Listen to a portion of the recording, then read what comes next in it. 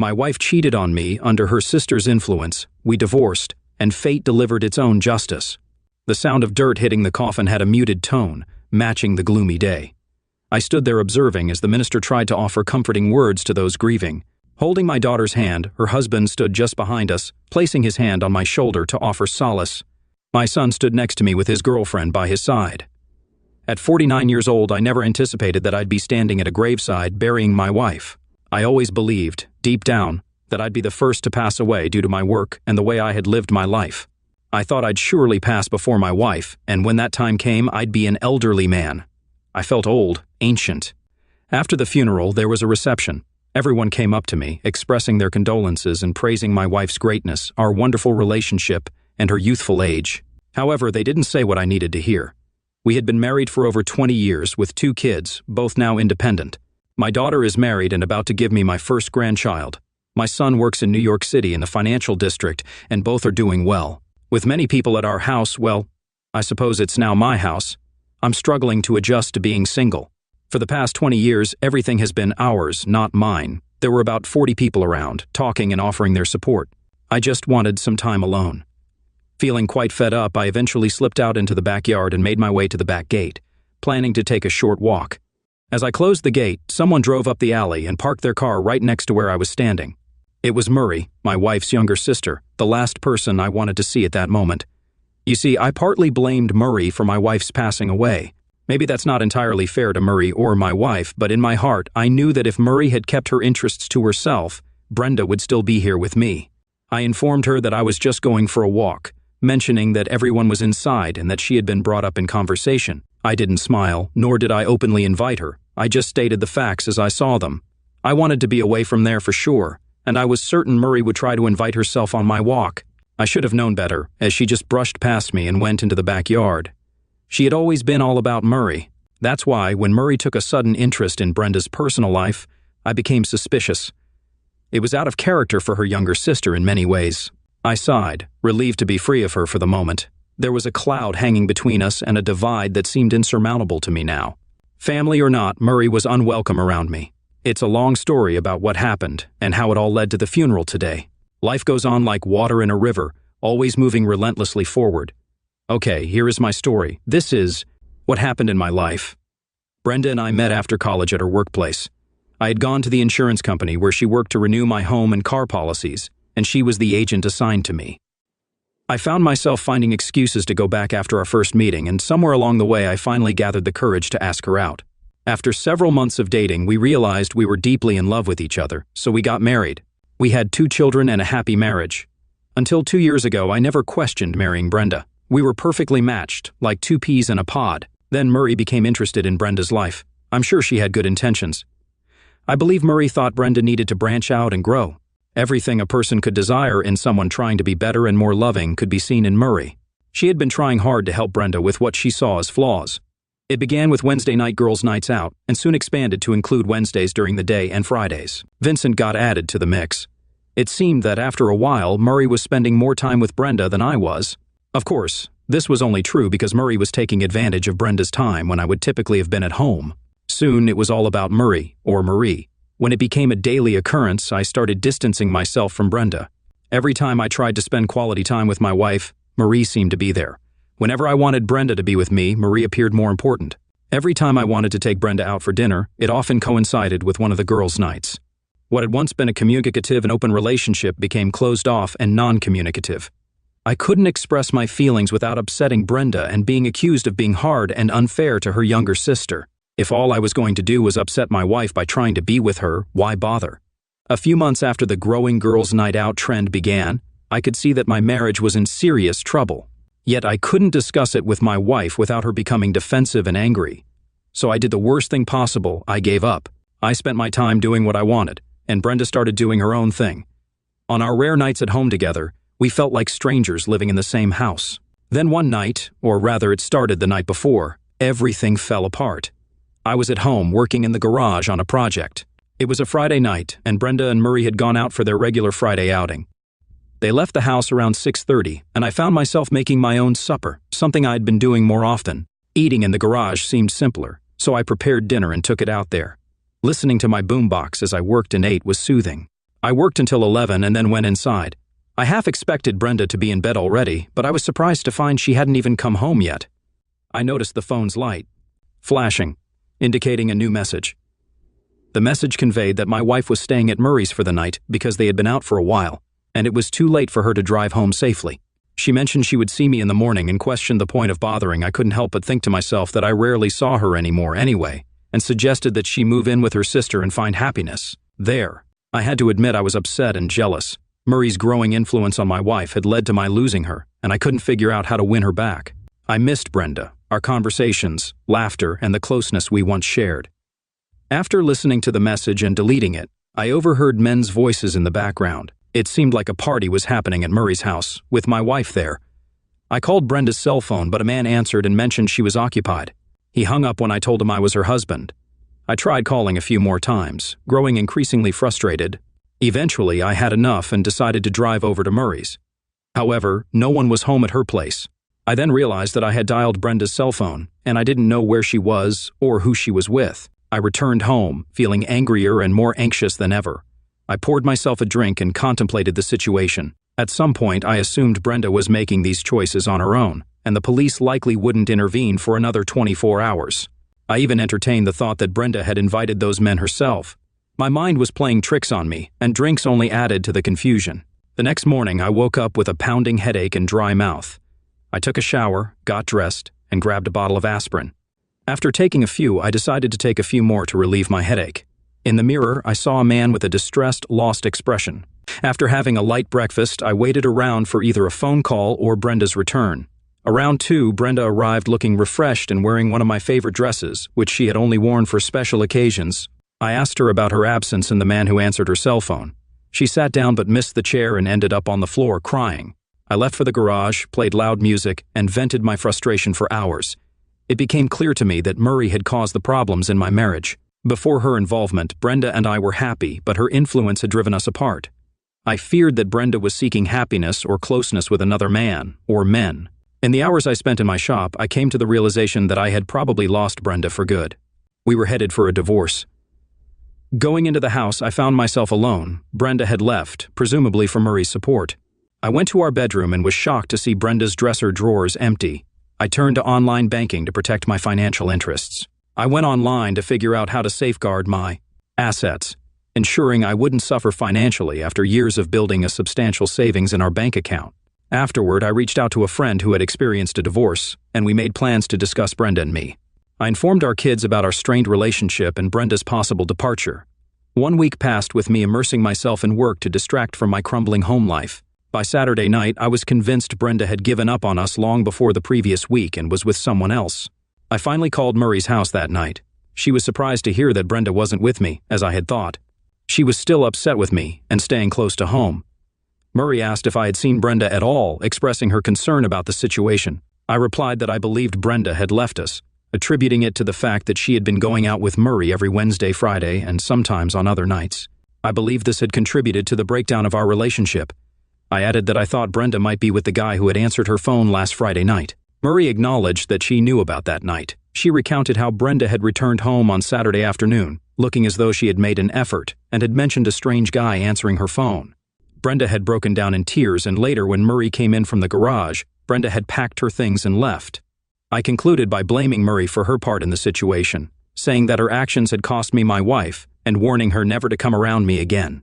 I just wanted to shut everything out. Her, Brenda, that other man, and life in general. Furious doesn't begin to describe my feelings or thoughts. Just hearing Murray on the phone was enough to set me off. I was angry all over again, angry and lost. My wife was off somewhere, and I had no way of fixing things. After shouting into the phone, I slammed it down so hard I broke the handset. Now, on top of everything else, I had to buy a new phone. It was a while before I decided to go to bed. As I got up, I noted that I'd been sitting right where Brenda had collapsed not so long ago. By morning, I figured I had lost out on sleep and would have been better off just staying up all night drinking. A dreary Sunday morning greeted me, and I wasn't in any mood to deal with anyone. Around noon, I heard a car pull up in our driveway. Looking out the window, I saw my son climbing out. My son questioned me about what had been happening, mentioning that his mother had come to his place a week ago, upset and crying. She wouldn't discuss anything other than the fact that I was going to leave her. I replied that I had informed him about our problems and clarified that Brenda had left me, packing her things and leaving. This was the first I had known of her whereabouts. He asked if this had been the case all along, to which I confirmed it. He inquired further about the situation, expressing concern and wondering if I intended to be rude with his mother. I explained that I had been exhausted and stressed, having had a week filled with worry and frustration. My son had to make a long drive on a Sunday just to seek answers and understand why his mother had sought refuge at his place and wouldn't let him contact me. He mentioned that his mother had gone out with Aunt Murray the previous week and explained what he knew, including the missed phone call and my apparent anger. He asked why I had reacted that way. I provided additional details, explaining that after Brenda's message, I had called her cell phone and heard strange voices in the background. I recounted the conversation I had with the unknown man who answered, and how he hung up on me after being informed that I was her husband. My son concluded that his mother had sugarcoated that part and asked if she had cheated on me. I admitted that I wasn't entirely sure what had happened, but Brenda had acted guilty about something. I hadn't spoken to her since Saturday afternoon, and I suggested that they needed to talk to each other. My son agreed to talk to his mother but expressed doubts about whether she would. He invited me to come to his place and talk to her, ensuring I left any weapons behind. He emphasized the importance of resolving the situation, and he would follow me home, assuring that I would get there safely. During the drive to my son's place, I realized that I still had some love for Brenda. Even if she had cheated on me, at that moment, I was willing to try to work things out with her. When we got to Mark's place, he parked, and we went in. Inside, his girlfriend was sitting with Brenda, and when I walked in, they both stood up, looking nervous. Brenda greeted me with a cautious, "Hi, Jeff, how have you been?" I felt my anger welling up as I wondered how she thought I had been. I started to lose control, barely managing to contain my anger in time. I blurted out, "How do you think I've been? You cheated." As I raised my voice, I noticed Brenda shrinking away from me. I had to pause and regain composure, saying, "I'm sorry. I've been okay, I guess. Drinking a bit too much lately. Confused about things, too." She appeared pale and anxious. The woman I loved, the woman I had spent most of my life with, was clearly apprehensive in my presence. It pained me deeply.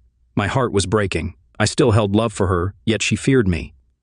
I wondered if there was a chance to mend things. The young woman, presumably a guest, introduced herself as Jill and recognized me as Mark's father. She expressed a wish for better circumstances to meet.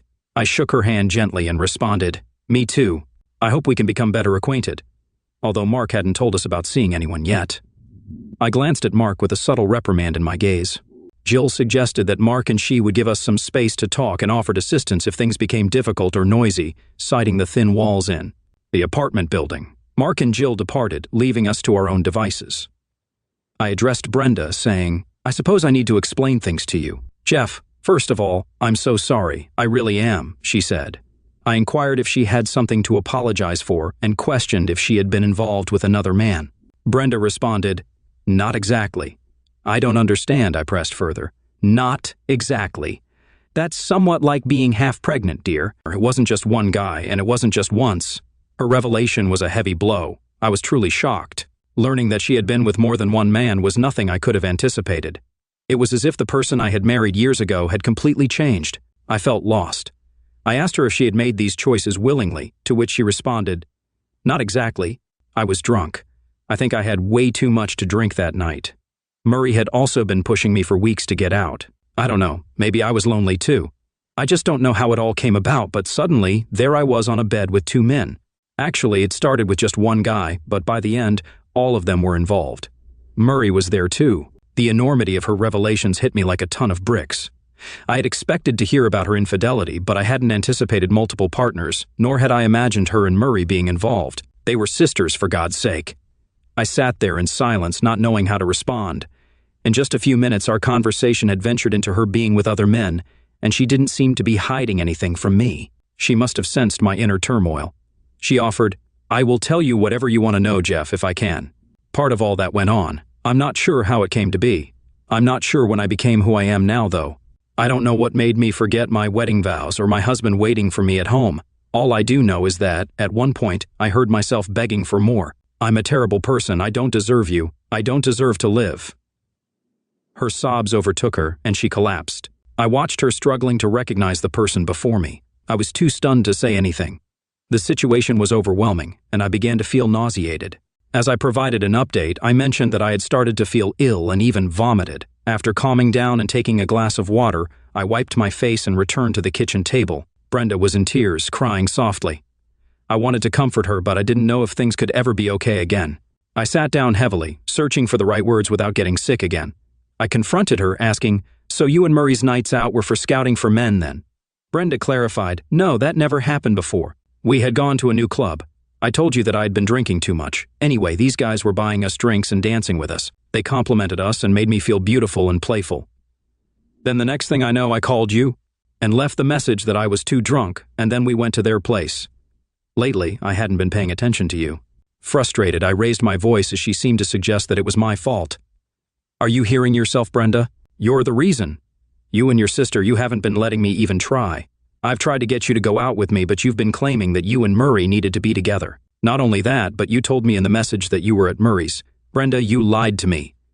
Brenda explained, "No, at the time I thought we were going to Murray's, but the men wanted to take us to their place first, just for a minute, so one of them could pick something up, and we never thought it would be a problem. We ended up staying there, though. If only I hadn't thought. You should have paid more attention to me. I might have been better prepared to fend off what happened." I couldn't help but raise my voice again, feeling frustrated by her insinuation that it was my fault. "I haven't been paying enough attention to you lately? Again with that. God damn it, need I remind you that you've been the one ignoring me? You're the one who has been going out with Murray every Wednesday, Friday, and Saturday night. Always Murray this and Murray that. You've been pushing me away while taking up with her. To me, you're the one who has been pushing me out of your life." From the change in her eyes, it seemed like she suddenly realized she couldn't place all the blame on me for what she had done. Brenda acknowledged that she hadn't fully realized the extent of her actions until now. She admitted that I hadn't been paying much attention to her because she had been spending a lot of time with Murray, which had understandably upset me. Brenda clarified that she didn't enjoy being in this situation, even though I had previously expressed my frustration. She assured me that she had never labeled me as a derogatory term or treated me as such. She went on to explain that something within her had snapped that night, and she had discovered a newfound enjoyment in her experiences with those other men. The different tastes, textures, sizes, and combinations were intriguing to her. Brenda confessed that some of these experiences were things she had wanted to explore with me but hadn't been able to communicate. She realized that she had become deeply engrossed in this situation and had lost me in the process. Recognizing the gravity of her actions, she expressed a deep desire to make amends. Her eyes reflected a newfound hope as she offered to do anything to rebuild our relationship. Brenda wanted to remain married, stop going out without me, and be a devoted stay-at-home wife willing to meet any expectations I had. I expressed my concerns about her commitment, questioning whether she would revert to her previous behavior once things settled down. I pointed out how she had driven a wedge between us by spending so much time with Murray, causing me to feel ignored and avoided. I was bewildered by my own actions and why I had allowed this to happen. As my voice grew louder and anger bubbled up within me, Mark and Jill entered the kitchen, offering a timely intervention. Mark proposed that we take a short break, allowing me to vent to Jill while he and Brenda had a conversation. During our walk, Jill empathized with my anger and acknowledged my right to feel that way. She explained that Brenda genuinely felt remorse for her actions and the potential damage to our marriage. Jill believed that alcohol had played a significant role in the situation. I vented my frustration, expressing my strong desire to blame both Brenda and her sister Murray for the time they spent together and the drunken encounter they found themselves in. The resentment and anger I felt toward Brenda seemed overwhelming at that moment. Jill related a personal experience where her parents had faced a similar situation. Her mother had gotten involved with someone while out with friends, causing turmoil in her parents' marriage. Initially, Jill thought her father would be devastated or even angry enough to kick her mother out, but her parents had managed to work through their issues. I inquired about the current status of her parents' marriage, and Jill clarified that they had worked things out but had not necessarily stayed married. She emphasized that Brenda's actions were undoubtedly wrong on various levels, but insisted that it didn't mean she didn't still love me. Jill offered perspective on how alcohol and indulgence could lead to such mistakes, often involving lowered inhibitions and peer pressure. She acknowledged that Brenda had made a mistake, but it was crucial to move forward and address the issue. Jill also highlighted the contrast in our situations, where I had remained faithful without external influences interfering with my commitment. While walking and talking with Jill, my anger gradually subsided. Her soothing manner of speaking had a calming effect on me, and I found myself willing to try and work through the uncertain future with Brenda. With a faint attempt at a cheerful tone, I asked Jill if I could return to the conversation with Brenda, even though I was still grappling with the situation and trying to contain my anger. Driven by a sense of righteous indignation, Jill inquired about the state of our relationship before Murray began monopolizing Brenda's time. I admitted that, like most long-term couples, some of the initial magic had faded, but I believed we were doing relatively well. However, I acknowledged that I might not have taken Brenda out often enough, possibly taking her for granted. The presence of Murray had driven a wedge between us, making Brenda decline or get upset when I tried to spend time with her, leading to our gradual drift apart. Jill probed further, asking about the small gestures, like bringing Brenda flowers, spontaneous compliments, and making love. I clarified that our bed life was fine, but acknowledged that I might not have been as romantic as I should have been.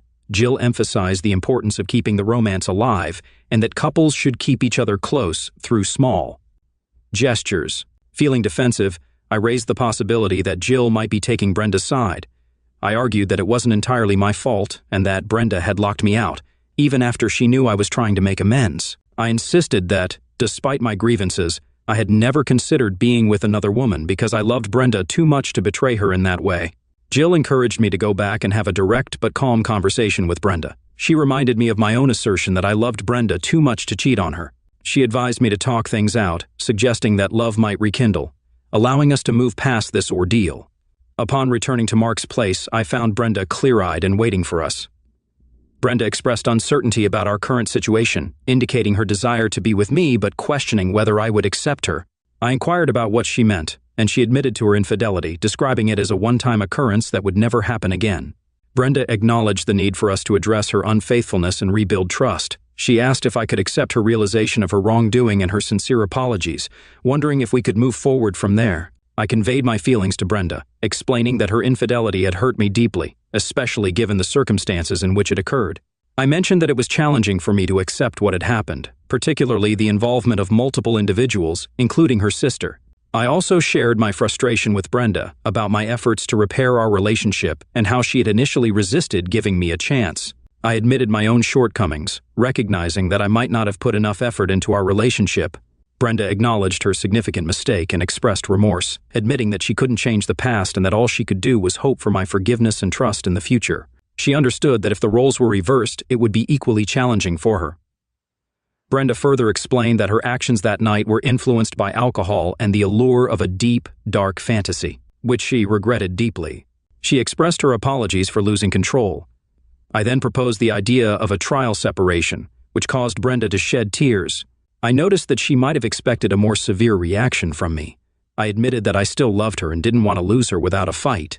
However, I also realized that harboring such negative thoughts could lead to revenge, which I wanted to avoid. Jill interjected and strongly advised against a trial separation, sharing her parents' experience as an example of how it often led to divorce. She suggested that we should separate within the same house, allowing us to work through our issues together. I appreciated the wisdom in Jill's words and the potential consequences of my thoughts and actions. I questioned whether I could let Brenda back into my life and how to deal with the anger I felt. Mark expressed concern about my anger and whether Brenda would be safe around me. I acknowledged my anger and potential for bad actions. Jill emphasized that based on her parents' experience, we needed to confront the situation together rather than separately. She recognized it wouldn't be easy, but suggested that trying to work things out within the same house might be the best way to determine the future of our relationship. I appreciated Jill's advice but questioned whether she fully grasped the situation, and I needed time to consider our options. The week of separation had taken a toll on our relationship, and I didn't want to make a decision under pressure. I informed Brenda that I needed time to think and asked Mark to take her to a motel temporarily. I promised to give my decision the next morning. Upon my return the following day, I noticed that Brenda, Mark, and Jill appeared exhausted and somber. It was clear that none of them had rested. I knew I had to convey my decision. I suggested that Brenda should come home, albeit with a warning that I might get angry and raise my voice at times. I mentioned that we could work things out by staying in separate rooms within the same house, in our bedroom and a guest bedroom. Brenda seemed relieved but also apprehensive, and I could sense the shattered trust in our marriage.